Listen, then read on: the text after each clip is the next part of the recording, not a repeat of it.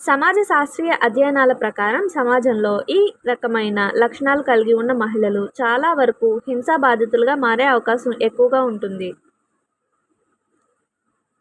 నిస్సహాయ స్థితి, ఆత్మన్యూన్యతాభావం, మానసిక వ్యాకులత కలిగి ఉన్న మహిళలు.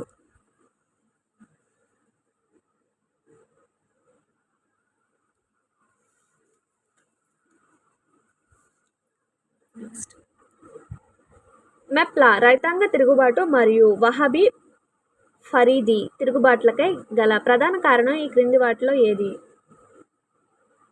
డి మాత్రమే. డి ఏంటి అంటే భూస్వాములు మరియు కౌలుదారులు మధ్య గల ఆర్థికపరమైన సంఘర్షణలు. ఇది కూడా కొంచెం ఇంపార్టెంట్ బిట్ అండి.